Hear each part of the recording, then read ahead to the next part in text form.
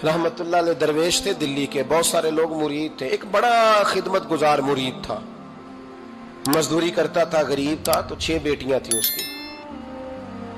हजरत साहब के पास रोज आके कहता, हुजूर बच्चियों के लिए दुआ करें, अल्लाह कोई असबाब पैदा कर दे।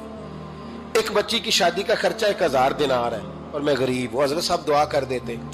खानका शरीफ के थोड़े ही फासले पर, हजरत जहां बैठ के मुरीदों की तरबियत करते थे, उससे थोड़ा ही फासले पर ना एक ईसाई रहता था, बड़ा मालदार था, बड़ी सारे ऊंट, गायें, भेड़, बकरियां रखी हुई थी और हजरत शरफुद्दीन रहमतुल्लाह अलैह की बड़ी मुखालफत करता था। और ये जो आपका गरीब मुरीद था, ये उसका पड़ोसी था। एक दिन बुला के ना उनको कहने लगा कि तू किधर जाके जो है वो टकरे मार रहा है, वहां से कुछ नहीं मिलने वाला।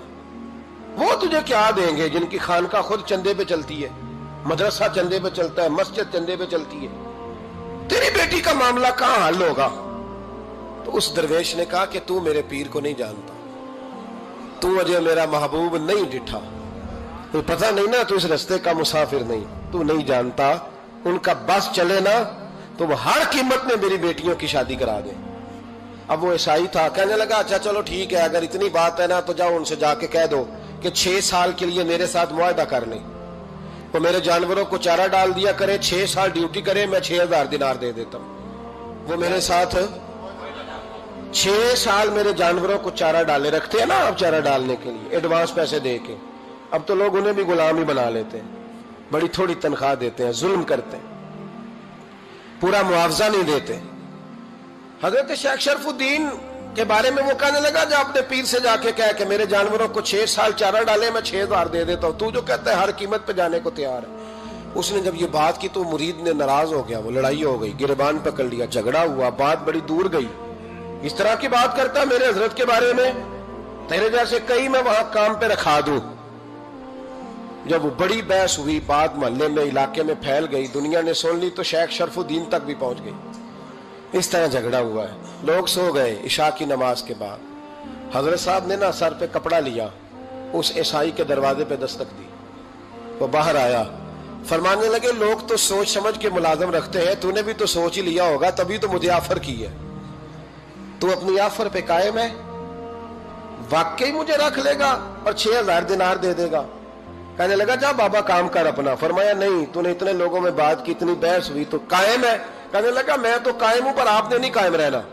फरमाया मैं सोच समझ के आया हूं। उसने कहा आप ड्यूटी करेंगे, भैंसों को चारा डालेंगे? फरमाया एक शर्त, बस जब अजान हो जाए ना तो मुझे रब की नमाज पढ़ने की इजाजत दे देना, बाकी सुबह शाम जो तू कहेगा। अगर उस गरीब की बेटियां ब्याही जाए तो मुझे और क्या चाहिए? उसकी 6 बेटियों का बोझ है उसके सर पे, तू मुझे रख ले। अल्लाह अकबर। वो कहने लगा चले पे मेरे साथ खते बंदगी कर ले। आजकल हम स्टाम करते हैं, उस जमाने में खते बंदगी होता था, गुलामी का खत, काजी शहर के पास, यानी उसका ख्याल था कि चलो स्टाम की बात करूंगा तो भाग जाएंगे। फरमाया चल मैं तैयार हूं। काजी तक गए, तय हो गया, 6000 दिनार दे दिए। हजरत ने मुरीद को बुलाया, फरमाया पुत्र ये ले जा, जा मेरी बेटियों को रवाना कर दे। कहने लगा हुजूर ये क्या कर रहे हो आप, कुछ सोचे? फरमाया यार जब तुझे बेटा बना लिया तो फिर मेरी पोतियां तो लगती हैं ना, मेरा हक तो बनता है ना, जा जाके ड्यूटी कर, उनको ब्याह दे। बात फैल गई। बादशाह भी अकीदतमंद था, वो 12000 दिनार लेके पहुंचा। क्या बताऊं इन रब के बंदों का दिल कैसा होता है, क्या दर्द होता है, क्या रंग। 12000 दिनार लेके बादशाह आया और आके हजरत को पेश किए, का हुजूर आप दें इस ईसाई को, डबल दें और जाए काम करें। आप फरमाने लगे तू पैसे दे, शर्तें ना लगा, मेरा जहां दिल करेगा मैं खर्च करूंगा। मुझे तो मजा ही अब आने लगा है, अभी तो लुत्फ आ रहा है, अभी तो जायका आया है कुछ करने का। पैसे देने हैं तो दे, पाबंदी ना लगा, जहां मेरा दिल करेगा मैं। उसने कहा हुजूर ठीक है रख ले। हजरत ने फजर मस्जिद में पढ़ी, जेब में 12000 दिनार थे, ऐलान फरमाया भी किसी और की बेटी भी बैठी है तो पैसे मेरे पास है। वो 12000 दिनार भी बांट दिया और 12000 दिनार बांट के ना तो फिर चले गए खेत में चारा काटने। उस ईसाई को किसी ने बतलाया कि उनके पास तो 12000 आया है, पर तुझसे जान नहीं छुड़ाई उन्होंने। वादा ये हुआ था कि 6 देंगे तो जाएंगे, जब तक देंगे नहीं तेरे घर में काम करेंगे। वो ना चारा काट रहे थे, हजरत साहब तो वहां पहुंच गया, दूर जाके खड़ा हो गया, कहने लगा बाबा پہلے تو میں نے مسلمانوں کے اخلاق سنے تھے، اب تو میں نے دیکھ بھی لیے. پر یہ بتا جب 12,000 آیا تھا جان کیوں نہیں چھڑائی؟ تو حضرت چارہ کاٹتے کاٹتے رو پڑے. فرمانے لگے تو نہیں نہ جانتا یہ بیٹیاں سانجھی ہوتی ہیں، پتہ نہیں نا. میرے رسول پاک نے تو حاتم تائی کی بیٹی کے سر پہ کپڑا رکھ کے کہا تھا بیٹیاں برابر ہوتی ہیں. تو یہ نہیں پتا جب اس کی 6 بیٹیوں کی شادی ہوئی ہے میرے اندر روحانیت کتنی بڑی ہے. فرمایا پھر 12,000 آیا ہے تو 2-4 بچیاں پھر گئی ہیں.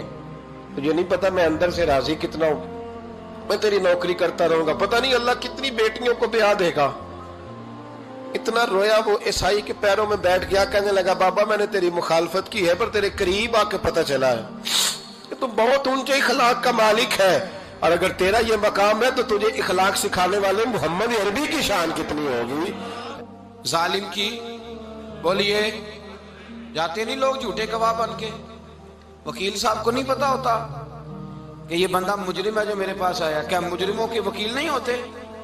بولے تو اس کو پتہ نہیں ہوتا وکیل صاحب کو کہ یہ صاحب مجرم ہے میرے پاس مقدمہ لے کے آئے.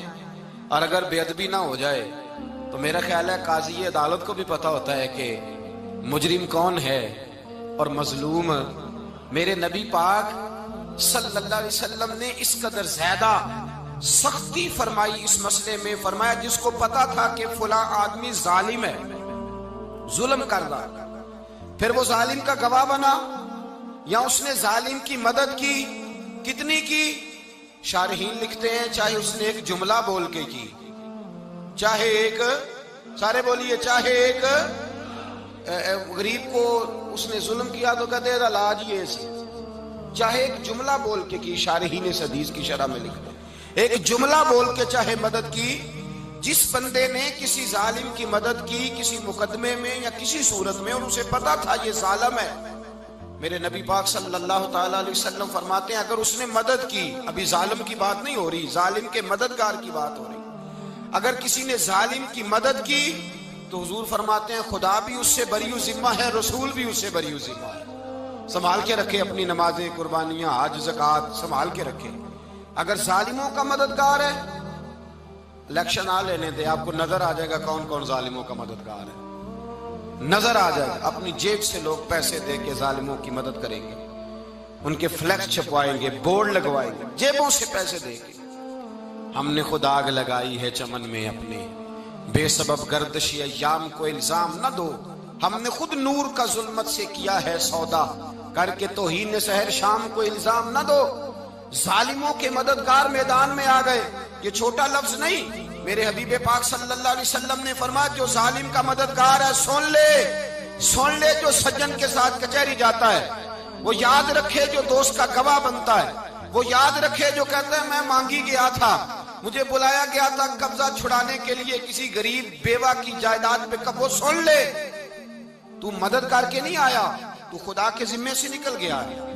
رسول پاک نے فرمایا تیرا میرا تعلق ختم ہو گیا، تو ظالم کا مددگار ہو گیا. پھر تو کہتا میں بے چین ہوں، میں بے قرار ہوں، میں آزمائش کا شکار ہوں. پلٹ کے دیکھ تو صحیح تیرا گناہ کتنا بڑا ہے. میرے نبی پاک صلی اللہ علیہ وسلم کا ایک اور فرمان سن لیں، ابن ماجہ ابو داؤد میں موجود ہے. اس حدیث کو آپ نے یاد کر لینا ہے. کر لیں گے انشاءاللہ؟ سارے کہیے انشاءاللہ کر لیں گے یاد. حضور صلی اللہ علیہ وسلم نے فرمایا اگر تو ظالم کی مدد کرے گا نا، یہ لفظ دل کی تختی پہ لکھ لینا، یہ مکافات عمل ہے، مکافات عمل دنیا، ادھر کرو گے تو ادھر بھرو گے. فرمایا اگر تو کسی ظالم کی مدد کرے گا، سن لے حضور کا فرمان ہے، اگر تو ابن ماجہ ابو داؤد سیاہ میں موجود ہے، فرمایا اگر تو کسی ظالم کی مدد کرے گا تو رب تعالیٰ مرنے سے پہلے تیرے اوپر بھی ظالم کو مسلط کر دے گا. تیرے اوپر بھی ایک دفعہ ظلم ضرور ہوگا اگر تو ظالم کی، وہ کسی صورت میں بھی ہو سکتا ہے، کسی صورت میں بھی تیرا بیٹا ہی اٹھ کے ظلم کر دے گا، تو الجھ جائے گا، کسی نہ کسی جگہ تیرے لیے تباہی کا سامان ہوگا، تیرے اوپر ظلم ہوگا، اس لیے کہ تو ظالموں کا مددگار ہے. چاہیے یہ تھا کہ تو مظلوم کی مدد کرتا، انسانی ایمانی یقین کا فریضہ سر انجام دیتا، تو ظالموں کا مددگار ہو گیا. ٹٹول کے دیکھ لیں، رزلٹ نکال کے دیکھ لیں، ہمارے زمانے میں ظالموں کے مددگار زیادہ ہیں. اتنی لمبی زبانیں نکال کے ظالموں کی مدد کرتے ہیں. بڑے بڑے کالم نویس اللہ نے انہیں قدرت دی لکھنے کی، تو اپنا قلم ظالموں کی مدد میں خرچ کرتے ہیں۔ وہ لوگ جن کو اللہ تبارک و تعالیٰ نے قدرت دی، ہمت دی، طاقت دی، کچھ لوگ ان کے حلقہ احباب میں، وہ اپنے لوگوں کو استعمال کر کے ظالموں کی مدد کرتے ہیں، ظالموں کی مدد کرتے ہیں۔ میرے نبی کریم سید عالم نور مجسم صلی اللہ علیہ وسلم نے فرمایا، اگر تو نے ظالم کی مدد کی تو جب تک تو توبہ نہیں کرے گا رب تجھ سے ناراض ہی رہے گا۔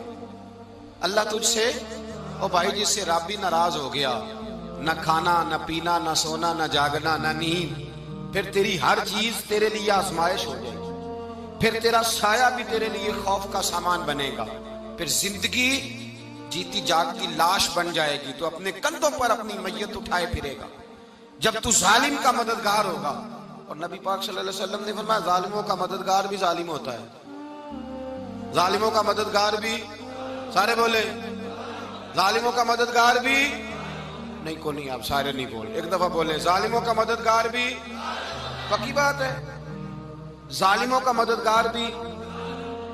اللہ اکبر، جس کا یارانہ ہو، جس کا دوستانہ ہو، جو کہے میں نے نا اس کو اوکھے ویلے کے لیے ظالم کو یاد رکھا ہوا ہے۔